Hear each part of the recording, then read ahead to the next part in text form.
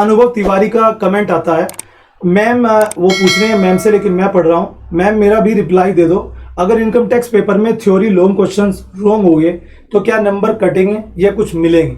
मतलब इनका कहना है कि अगर हम लॉन्ग क्वेश्चन लिख के आते हैं बीकॉम एग्जाम में, तो क्या उस लॉन्ग क्वेश्चन अगर हमारा गलत है तो क्या हमें कुछ मार्क्स मिलेंगे या हमें 0 मिलेगा? सेकंड मेरे पास जो क्वेश्चन आता है वो आता है ईशा का। ईशा कहती है मुझे सेकंड एग्जाम इंग्लिश में, मतलब 2 एग्जाम मैंने इंग्लिश में और 4 एग्जाम मैंने हिंदी में दिए हैं, तो दे सकते हैं क्या? मतलब बीकॉम सेकंड ईयर के स्टूडेंट टू प्लीज रिप्लाई। इनका भी आज रिप्लाई देंगे।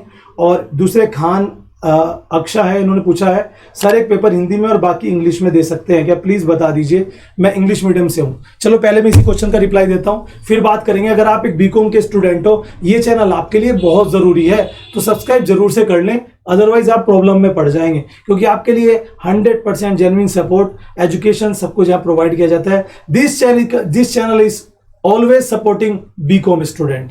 पहला क्वेश्चन आता है, दूसरा क्वेश्चन सॉरी, कि मान लीजिए मैं हिंदी में दे रहा हूँ कुछ पेपर इंग्लिश में दे रहा हूँ, तो किसके लिए सही है?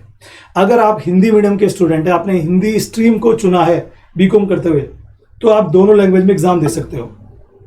कोई एग्जाम हिंदी में, कोई एग्जाम इंग्लिश में, ये आपकी मर्जी, कोई दिक्कत नहीं होगी, आपकी कॉपी चेक होगी, अच्छे मार्क्स आपको मिलेंगे। बट अगर आपने इंग्लिश मीडियम को चुना है तो आप हिंदी में एग्जाम नहीं दे सकते दोस्तों।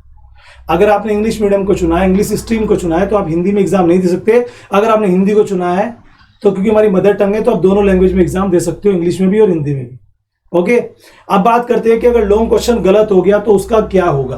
पहली बात तो यह है कि मैं आपको बार बार ये बात बता चुका हूं और कई बार बता चुका हूं कि जो आपके एग्जामिनर है वो क्वेश्चन पेपर को, यानी कि मान लीजिए एग्जाम्पल के तौर पर ये आपकी कॉपी है, ठीक है, और इस कॉपी पे आपने, जी हाँ, इस कॉपी पे आपने लिखना शुरू किया, ठीक है, ये आपने लिखना शुरू किया, ऐसे करके आपने 4 पेजेस यहां पर लिख दिए। तो बताओ किस एग्जामिनर के पास टाइम है कि वो 4 पेजेस पढ़ेगा? अगर आपने स्टार्टिंग में, कोई भी एग्जामिनर पढ़ता है क्वेश्चन की स्टार्टिंग पार्ट, जी, क्वेश्चन का स्टार्टिंग पार्ट पढ़ता है, लास्ट वाला पोर्शन पढ़ लेते हैं, या फिर क्वेश्चन में जो आपने हेडिंग्स लिखी है, वो जो हाईलाइटेड पोर्शन है उस पर नजर जाती है। अब मैं आपको हमेशा कहूंगा, देखो अगर आपने स्टार्टिंग की क्वेश्चन की गलत कर दी, मान लो पूछा तो जा रहा है आपसे पश्चिम के बारे में, आप लिख रहे हो उत्तर के बारे में स्टार्टिंग से ही, तो वो गलत कर देंगे। और ये उनका मैनर है कि वो कितने नंबर दे या ना दे, इसमें कोई मैंडेटरी नहीं है कितने नंबर आपको मिलेंगे, आपको 0 मिलेंगे, ये एग्जामिनर के ऊपर डिपेंड करता है। लेकिन अगर मैं आपको, आप लॉन्ग क्वेश्चन अगर लिखने के लिए जा रहे हो तो स्टार्टिंग में ध्यान रखना, अगर आपको नहीं आ रहा क्वेश्चन, उसके बारे में थोड़ा सा तो पता है ना, तो स्टार्टिंग जो करो वो सही करो। जैसे एग्जाम्पल के तौर पे मैनेजमेंट के फंक्शंस पूछे, यानी कि प्रबंध के कार्य। अब आपको प्रबंध के कार्य याद नहीं है, तो आप प्रबंध के बारे में तो लिखोगे ही। प्रबंध क्या है? प्रबंध एक कला है जिसके द्वारा दूसरों पर नियंत्रण किया जाता है। प्रबंध दूसरों द्वारा व्यक्ति के काम कराने की कला है ना। तो स्टार्टिंग में आपने प्रबंध के बारे में लिखा तो टीचर समझ जाएगा नहीं यार इस बंदे ने स्टार्टिंग ठीक की है, तो वो उस पर मार्क्स दे देगा।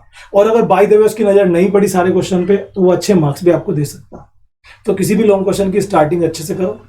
अगर हेडिंग्स लिख रहे हो तो हेडिंग्स अच्छे से लिखो, रीडेबल लिखो और रिलेटेड टू द क्वेश्चन लिखो, अदरवाइज डिपेंड टीचर पर है, वो गलत कर सकता है। तो ये हुआ उनका आंसर। जी हाँ, जो पूछ रहे थे अनुभव की अगर लॉन्ग क्वेश्चन गलत है, गलत का मतलब बिल्कुल ही गलत है, तो 0 मिल सकते हैं। लेकिन मैं हमेशा सोचता हूँ और यही होता है कि थ्योरी में ना मार्क्स मिल जाते हैं। अगर न्यूमेरिकल गलत है तो कोई चांस नहीं नंबर मिलेगी, लेकिन थ्योरी मिल सकते हैं।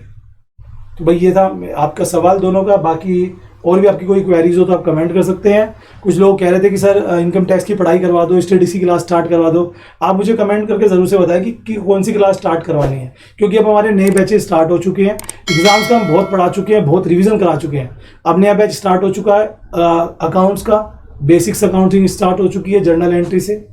सेकेंडरी आपका स्टार्ट हो चुका है theory company law, business law की। अब साथ में आप जो सब्जेक्ट्स पे ज़्यादा कमेंट्स आएंगे उसको हम स्टार्ट करवा देंगे। Thank you very much.